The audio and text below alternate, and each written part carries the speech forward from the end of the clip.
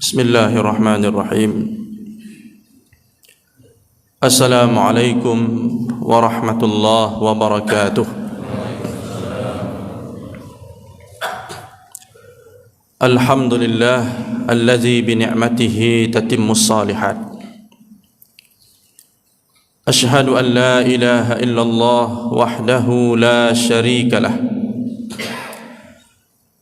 Wa ashhadu anna sayyidana Muhammadan abduhu wa rasuluh wa safiyuhu min khirati khalqihi wa khaliluh. Allahumma salli wa sallim ala nabiyyina Muhammad wa ala alihi wa sahbihi wa man ihtada bihadihi wastanna bisunnatihi ila yaumiddin, amma ba'd.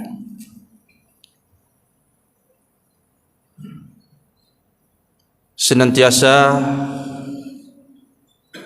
kita mempersembahkan puji dan syukur kehadirat Allah Azza wa Jalla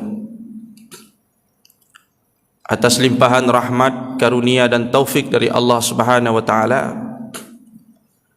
Kita dapat melaksanakan tugas-tugas kehambaan kita kepada Allah Subhanahu wa taala. Mudah-mudahan Allah taala menggolongkan kita ke dalam golongan hamba-hambanya yang bersyukur. Amin ya rabbal alamin. Para ulama mengatakan sekurang-kurang rasa syukur itu adalah ketika kita menggunakan nikmat Allah tidak untuk bermaksiat kepada Allah. Itu minimal rasa syukur. Pada subuh ini kita datang ke rumah Allah menggunakan segala nikmat Allah. Kaki untuk melangkah itu nikmat Allah. Kesehatan itu nikmat Allah. Pakaian yang kita pakai itu nikmat Allah. Dan alhamdulillah semua nikmat itu kita gunakan untuk mentaati Allah Subhanahu wa taala. Ini merupakan bagian dari rasa syukur kita kepada Allah. Mudah-mudahan dengan kita mengawali hari ini dengan ibadah kepada Allah, salat, menghadiri majlis ilmu, bersilaturahim dan sebagainya, ini merupakan ibadah. Kita mengawali hari ini dengan ibadah. Mudah-mudahan segala aktivitas kita ke depan mendapatkan berkah dari Allah Subhanahu wa taala. Selawat beriring salam senantiasa Allah limpahkan kepada junjungan alam Nabi besar Muhammad sallallahu alaihi wasallam. Selawat dan salam juga tercurah kepada ahli bait keluarga Nabi sallallahu alaihi wasallam beserta seluruh sahabat-sahabat beliau yang mulia. Yang sangat kami muliakan Imam Syekh Masjid, seluruh pengurus Masjid Jami', guru-guru kami, para masyayikh, para alim ulama yang berhadir pada kesempatan yang mulia ini. Dan yang sangat kami muliakan seluruh jamaah kaum muslimin wal muslimat, jamaah subuh yang dirahmati oleh Allah Subhanahu wa taala. Tema ceramah kita pada kesempatan yang mulia ini adalah Ad-Dinun Nasihah. Agama itu adalah saling memberi nasihat. Apa yang dimaksud dengan nasihat? Selama ini banyak yang mengira kalau nasihat itu hanyalah memberi petuah, memberi bimbingan, masukan, memberikan koreksi-koreksi, advice kepada seseorang yang tidak lebih dari sekedar aktivitas lisan saja. Ketika anak kita berbuat salah, anak itu kita panggil, kita berikan nasihat. Ketika ada seorang murid yang nakal umpamanya, yang punya masalah, dipanggil, diberikan bimbingan dan konseling. Jadi selama ini nasihat itu kita pahami sebagai aktivitas yang seperti itu. Tidak ada salahnya, itu benar, itu bagian dari nasihat. Tapi dalam terminologi agama kita, sebagaimana yang telah dijelaskan oleh para ulama Islam, Nasihat itu jauh lebih luas dari sekedar memberi petuah, memberikan bimbingan, memberikan koreksian, memberikan advice kepada seseorang.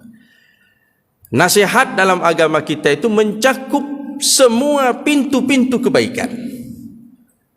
Tidak hanya berkaitan dengan ucapan saja, tapi perbuatan yang tulus yang kita lakukan dengan cara yang terbaik itu adalah nasihat. Bapak Ibu sekalian, hadir ke rumah Allah hari ini melakukan salat subuh berjamaah dengan penuh ketulusan, keikhlasan, dilakukan dengan cara yang terbaik, itu merupakan bagian dari nasihat. An-nasihah lillah, ketulusan yang kita lakukan, kita persembahkan kepada Allah Ta'ala. Setelah ini ada yang membaca Al-Quran, dia baca dengan baik, mengikuti kaedah-kaedah ilmu tajwid dengan ikhlas, dia tadaburi ayat-ayat yang dia baca. Itu bagian dari nasihat. An-nasihah li kitabillah, berbuat tulus untuk kitabullah, untuk Al-Quranul Karim. Jadi nasihat itu luas sekali cakupannya, kaum muslimin yang dirahmati Allah. Hari ini kita ingin memperbaiki paradigma itu, supaya kita tidak terjebak dengan istilah yang sudah populer di masyarakat. Kadang-kadang istilah yang populer di masyarakat belum tentu benar secara terminologi agama. Maka dalam kesempatan ini kita coba mengoreksi. An-nasihah itu mencakup segala kebaikan. Makanya ada hadis Nabi yang akan kita bacakan nanti, dan hadis ini akan kita tadaburi sama-sama. Mudah-mudahan menjadi panduan kita dalam kehidupan ini. Hadis ad-dinun nasihah. Hadis tersebut kaum muslimin yang dirahmati Allah Subhanahu wa taala dicantumkan oleh Al-Imam An-Nawawi dalam kitab Al-Arba'in An-Nawawiyah. Kitab yang sering kita baca, yang sering kita kaji. 40 hadis lebih kurang, atau 42 hadis yang dihimpun oleh Al-Imam An-Nawawi dalam kitabnya Al-Arba'in An-Nawawiyah. Yang kata para ulama, kitab itu menghimpun hadis-hadis yang jawami'ul kalim, hadis-hadis yang redaksinya singkat tapi memiliki muatan isi yang begitu luas. Salah satunya adalah hadis ad-dinun nasihah. Karena kata nasihat itu sendiri mengandung makna yang sangat luas. Tidak hanya ucapan tapi perbuatan, tidak hanya perbuatan tapi niat, ketulusan di dalam hati, itu bagian dari an-nasihah. Hadirin yang dirahmati Allah Subhanahu wa taala, setiap kita menyukai yang namanya ketulusan, kemurnian, keaslian. Itu fitrah kita sebagai manusia. Tidak ada satupun manusia yang suka kepada kepalsuan. Walaupun orang-orang yang suka mencurangi orang lain, ketika dia diperlakukan oleh orang lain, dia ingin dikhianati oleh siapapun. Setiap kita menginginkan ketulusan, kemurnian. Jadi kata para ulama, nasihat itu adalah taqdimul hazzi lil mansuhilah. Itu lebih kurang redaksinya singkat. Para ulama kita memberikan definisi. Nasihat itu adalah mempersembahkan sesuatu yang terbaik, sesuatu yang murni, sesuatu yang asli, yang tidak bercampur dengan kepentingan apapun kepada seseorang. Terserah orang itu siapa. Nanti akan dijelaskan di dalam hadis Nabi sallallahu alaihi wasallam.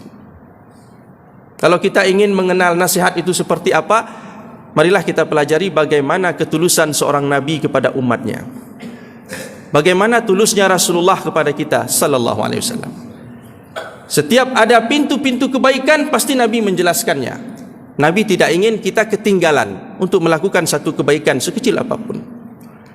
Tidak ada satupun pintu-pintu keburukan kecuali Nabi sallallahu alaihi wasallam memperingatkannya, supaya umatnya jangan terjebak dalam keburukan dan kejahatan itu. Kalau kita ingin belajar ketulusan, belajarlah bagaimana Nabi sallallahu alaihi wasallam tulus terhadap umatnya. Kalau kita ingin belajar ketulusan, belajarlah bagaimana orang tua tulus kepada anaknya. Tidak pernah kita melihat orang tua itu iri kepada anaknya karena anaknya lebih pintar. Justru orang tua itu bahagia, senang melihat anaknya pintar, melihat anaknya sukses. Orang tua mungkin tidak tamat SD, tapi dia bahagia ketika anaknya mendapat gelar S3, menjadi profesor dan sebagainya. Tulus sekali orang tua itu kepada anak. Belajarlah dari sana. Hadirin yang dirahmati Allah Subhanahu wa taala, dalam sebuah hadis Nabi sallallahu alaihi wasallam, hadis sahih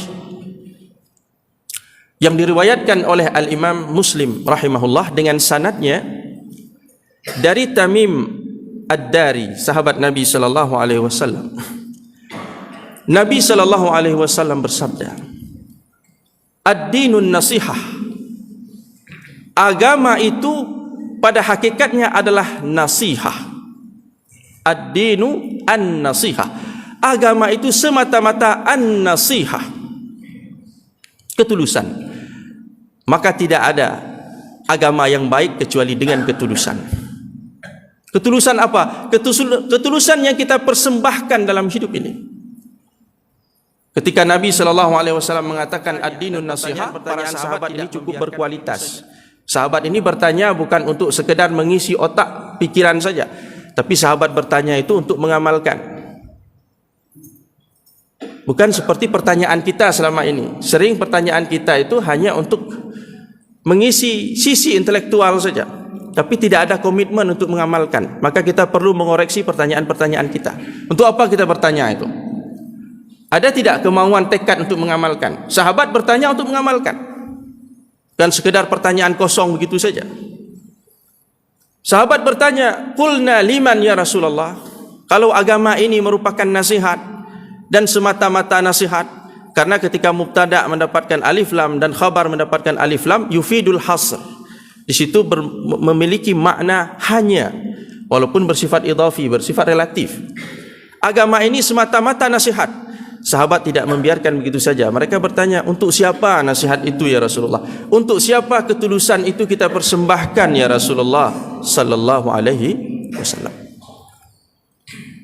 Maka kemudian Nabi sallallahu alaihi wasallam menjawab, yang pertama, lillah. Ketulusan itu dalam hidup ini kita persembahkan yang pertama kali kepada Allah. Bagaimana kita tulus kepada Allah? Para ulama di sini menjelaskan, tulus kepada Allah itu yang pertama kita harus beriman kepada Allah dengan sebenar-benar iman. Kenali Allah, Tuhan semesta alam ini telah menciptakan kita. Ada ilmu tauhid yang sudah dirumuskan oleh para ulama dari nas-nas Al-Quran maupun sunnah. Pelajari ilmu tauhid itu, kenal Allah dengan sebaik-baiknya. Sehingga pada saat kita telah mengenal Allah, kita bisa mencintai Allah dengan sebenar-benarnya. Nabi SAW dalam hadis yang lain mengatakan bahawa di antara cara seseorang mendapatkan manisnya iman, ketika seseorang itu mampu mencintai Allah dan Rasulnya melebihi dari yang lain, mendahulukan Allah Subhanahu wa taala di atas segala kepentingan, mendahulukan Allah Subhanahu wa taala di atas segalanya. Dan ini harus wujud dalam kehidupan kita. Bagaimana kita mendahulukan Allah? Kita punya selera dan Allah punya rencana untuk kita. Kita punya keinginan, Allah punya agenda untuk kita. Bagaimana kita bisa mengalahkan keinginan kita mengikuti keinginan Allah Subhanahu wa taala? Kita punya selera berpakaian.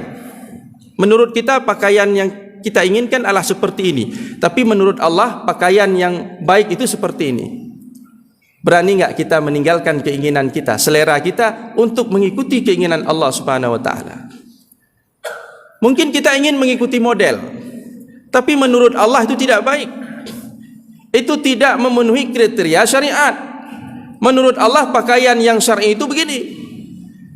Berani enggak kita meninggalkan selera kita mengikuti selera Allah? Kita punya selera makan. Kita ingin makan seenaknya, kita ingin makan sesuai keinginan kita. Tapi Allah punya cara makan begini. Kata Rasulullah cara makan seperti ini. Berani enggak kita meninggalkan cara makan kita, pola hidup kita, cara berpakaian kita, cara tidur kita, mengikuti cara yang diajarkan oleh Allah Subhanahu wa taala dan Rasulnya? Ini contoh kita mendahului Allah di atas segalanya. Maka kata Nabi sallallahu alaihi wasallam, la yu'minu ahadukum hatta takuna hawahu tabi'an lima ji'tu bih. Tidak beriman, tidak sempurna iman kalian sebelum selera kalian itu mengikuti apa yang dibawakan oleh Allah dan Rasulnya. Mari sama-sama kita mengevaluasi diri kita dalam hidup ini.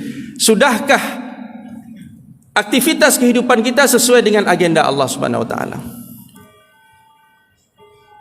Kita maunya tidur saja, nanti bangun jam 8. Tapi menurut agenda Allah, jam setengah 5 itu atau jam 5 itu sudah azan subuh. Menurut Allah kita harus bangun dan kita harus datang ke rumah Allah beribadah, salat berjamaah.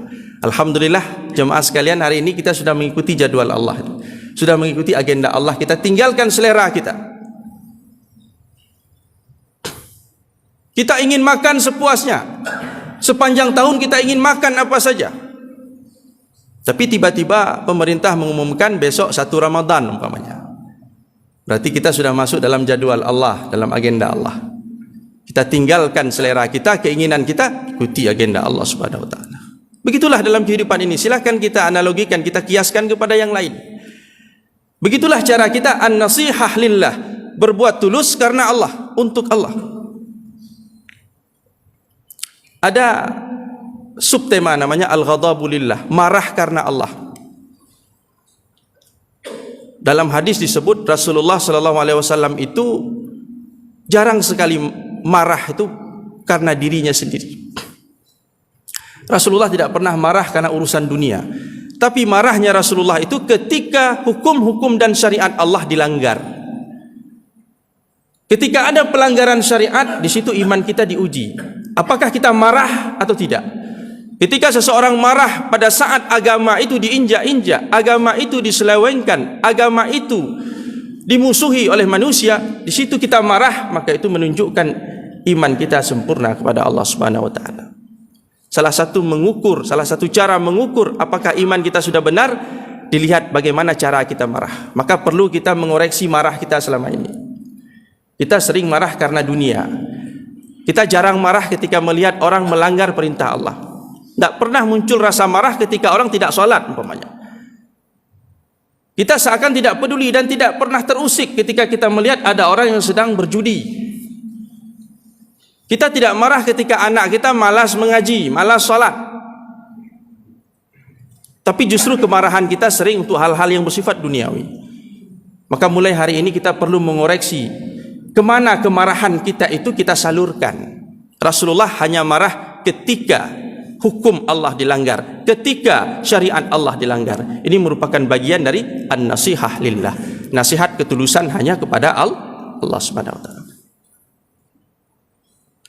Kemudian hadirin yang dirahmati Allah, yang kedua, nasihat itu untuk siapa kata sahabat? Kata Nabi, li kitabih. Nasihat itu untuk kitabullah, untuk Al-Quranul Karim. Kita persembahkan yang terbaik ketulusan kita itu kepada siapa? Kepada kitabullah, untuk kitab Allah. Bagaimana caranya? Kita beriman kepada Al-Quranul Karim ini, bahwa ini merupakan dari Allah Subhanahu wa taala, diturunkan kepada umat manusia sebagai petunjuk. Kita yakin bahwa Al-Quran itu tidak akan pernah bisa dirubah oleh siapapun. Lafaznya tidak dirubah, tapi pemahamannya bisa dirubah. Dan orang sekarang tidak begitu berambisi merubah lafaz Al-Quran, karena Al-Quran sudah dihafal oleh kaum muslimin jutaan seluruh dunia. Sedikit saja ada perubahan, satu huruf saja berubah, semua orang tahu. Bahkan kadang-kadang yang tahu itu anak kecil yang sedang menghafal Quran. Satu alif saja tertinggal, besok pengumuman. Majelis Ulama Indonesia mengumumkan, MPU mengumumkan bahwa Quran cetakan ini, edisi ini jangan dipakai. Kenapa? Ada satu alif yang hilang. Tak bisa dirubah redaksinya. Tapi kalau pemahamannya bisa, Pak. Kalau pemahamannya bisa. Allah mengharamkan babi, itu bisa mereka bilang itu babi diharamkan karena kondisi sosial, ekonomi pada waktu itu tidak mendukung babi itu dihalalkan. Tapi kondisi sekarang babi itu sudah bisa dihalalkan. Pemahamannya bisa digunakan, bisa dirubah-rubah dengan metode-metode yang berbagai macam, itu hermeneutika dan sebagainya, oleh kaum-kaum liberal, pluralis dan sebagainya. Bisa dirubah pemahamannya. Tapi redaksi Al-Quran tidak bisa dirubah. Inna nahnu nazzalna dzikra wa inna lahu lahafizun. Imam Al-Baihaqi dalam kitab Dalailun Nubuwah meriwayatkan satu riwayat dari Yahya ibn al-Aqsam. Suatu hari Yahya ini mengajak seorang Yahudi masuk Islam. Dia berdakwah kepada seorang Yahudi untuk masuk Islam. Tapi Yahudi ini tidak mau masuk Islam. Setahun kemudian dia datang kepada Yahya ibn al-Aqsam menyatakan diri sebagai Muslim. Kalau begitu saya masuk Islam. Sudah tahu 1 tahun didakwah tidak masuk Islam, akhirnya datang masuk Islam. Yahya bertanya, kenapa dulu tidak masuk Islam tahun lalu? Sudah saya ajak masuk Islam tidak mau, kenapa? Karena saya ingin meneliti agama ini, agama Islam ini. Dia katakan, saya mengambil naskah dari Taurat. Kemudian saya rubah-rubah isinya. Saya tambah, saya kurangi, saya ganti dengan redaksi yang lain. Kemudian naskah Taurat itu saya berikan kepada orang-orang Yahudi, pemuka-pemuka Yahudi. Mereka membeli naskah itu, membacanya dan mengamalkannya. Padahal isinya sudah dirubah-rubah. Tidak tahu ataupun tidak mau tahu. Kemudian saya mengambil naskah dari Injil.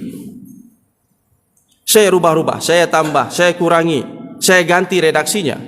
Kemudian saya berikan naskah itu kepada orang-orang Nasrani, mereka mengambilnya, membacanya dan mengamalkannya. Saya ketahui ternyata mereka tidak teliti dengan kitab suci mereka. Mudah sekali dirubah, mudah sekali diselewengkan, dan tidak ada ghirah untuk mempertahankannya. Kemudian yang ketiga, saya mengambil naskah Al-Quran, saya ganti-ganti pada posisi-posisi yang sulit untuk diketahui oleh seseorang. Kalau ayat itu sudah diganti, atau hurufnya sudah diganti, atau katanya sudah diganti. Kemudian saya memberikan naskah Al-Quran yang sudah saya rubah itu, saya berikan kepada juru tulis, warraq, juru tulis, untuk digandakan naskah itu.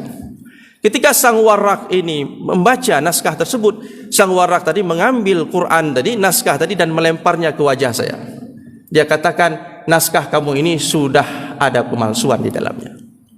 Ini bukan Quran yang asli, ini Quran yang sudah dipalsukan. Pada saat itu Yahudi tadi mengatakan, di sini aku mengetahui ternyata agama ini dijaga oleh Allah.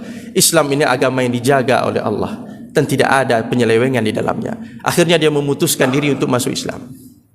Dia datang kepada Yahya ibn al-Aqsam dan menyatakan diri sebagai Muslim. Yakin bahwa Quran ini adalah mahfuzun min indillah, terjaga di sisi Allah, tidak akan ada pernah perubahan.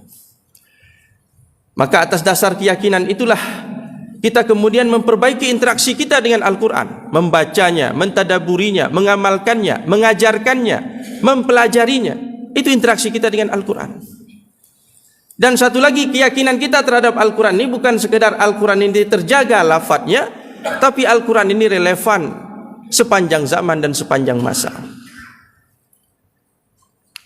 Al-Quran ini tetap menjadi petunjuk bagi kita dari sejak Nabi Muhammad SAW sampai akhir zaman. Itu salah satu bentuk keyakinan kita terhadap kitabullah, nasihat kita kepada kitabullah. Kemudian yang ketiga, li rasulih, nasihat kita untuk Rasul Allah, untuk Nabi Muhammad SAW. Beriman kepada Nabi Muhammad SAW, mencintai Nabi Muhammad SAW, memperjuangkan syariat dan ajarannya, mempertahankan sunnah-sunnahnya, pelajari sunnah-sunnah Nabi SAW dalam kehidupan kita. Banyak aktivitas kita, dari bangun tidur sampai tidur lagi, pelajari sunnah Nabi di dalam itu. Sehingga kata Imam Ahmad, kalau bisa kalian jangan menyisir rambut kecuali kalian mengetahui bagaimana cara Nabi menyisir rambut. Sampai masalah sisir rambut pun coba tengok sunnah Nabi ada enggak tentang menyisir rambut. Sisir rambut kalian seperti Nabi menyisir rambut. Itu cara kita memuliakan Rasulullah SAW. Bukan sekedar berselawat, tapi bagaimana komitmen kita terhadap ajaran Rasulullah, terhadap akhlak Rasulullah, terhadap perilaku Rasulullah SAW dalam segala sisi kehidupan. Ini contoh an-nasihah li rasulih, nasihat untuk Rasul Allah Subhanahu wa taala. Kita membela sunnah-sunnah Nabi. Al-Imam Syafi'i rahimahullah dikenal dengan gelar Nasirus Sunnah, penolong sunnah, pembela sunnah. Sehingga ulama-ulama Syafi'iyah dari generasi ke generasi itu semuanya berkiprah dalam rangka memberikan khidmah kepada sunnah Nabi sallallahu alaihi wasallam. Imam Ibnu Salah, Imam Khatib Al-Baghdadi, Imam Ibnu Hajar Al-Asqalani, Imam As-Sakhawi, Imam As-Suyuti, Imam Ibnu Hajar Al-Haytami, semuanya itu adalah Syafi'iyah, ulama-ulama Syafi'iyah yang punya peran besar, kontribusi yang sangat besar terhadap sunnah Nabi sallallahu alaihi wasallam. Itu bagian dari nasihat mereka kepada Rasulnya, pada Nabi sallallahu alaihi wasallam. Berikutnya, nasihat itu adalah kepada a'immatil muslimin, pemimpin-pemimpin kaum muslimin. Pemimpin di sini ada dua. Ada umara dan ada ulama. Jadi kalau disebut pemimpin bukan umara saja, ulama juga. Berikan ketulusan kita kepada mereka. Kalau pemerintah salah, dinasihati. Jangan didiamkan. Dinasihati dengan cara yang hikmah. Sudah ada aturan-aturannya dalam agama kita.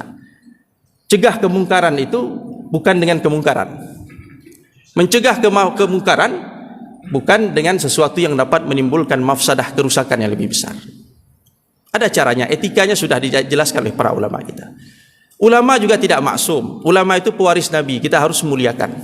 Tidak mungkin kita memahami Quran dan Sunnah kecuali melalui jalur para ulama. Muliakan mereka. Ada kesalahan-kesalahan 1-2 dalam fatwa mereka, maafkan.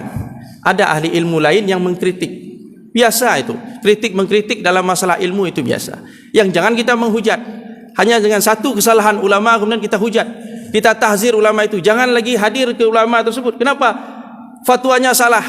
Ini adalah sebuah tindakan yang sangat keliru. Kita tidak nasihat kepada a'immatil muslimin sebagaimana yang disabdakan oleh Nabi sallallahu alaihi wasallam. Dan yang terakhir adalah nasihat kepada umat Islam secara keseluruhan, wa ammatihim. Tulus kepada umat Islam. La yu'minu ahadukum hatta yuhibba li akhihi ma yuhibbu li nafsihi. Tidak sempurna iman kalian sebelum kalian mencintai saudara kalian seperti kalian mencintai kebaikan itu untuk diri kita, untuk diri kalian sendiri.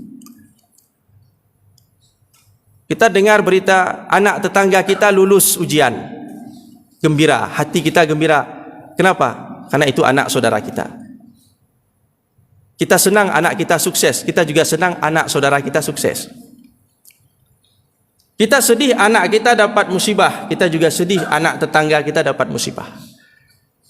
Kita berada di luar rumah, kita lihat di halaman rumah anak tetangga sedang manjat pohon, sedang bermain dengan permainan yang berbahaya. Kita larang, jangan nak, jangan main seperti itu, berbahaya. Seolah-olah anak yang kita larang itu adalah anak kita sendiri. Tapi kita kalau hanya mencintai anak sendiri sementara anak tetangga kita biarkan begitu saja, ini belum an-nasihah lil muslimin, belum. La yu'minu ahadukum hatta yuhibba li akhihi ma yuhibbu li nafsihi.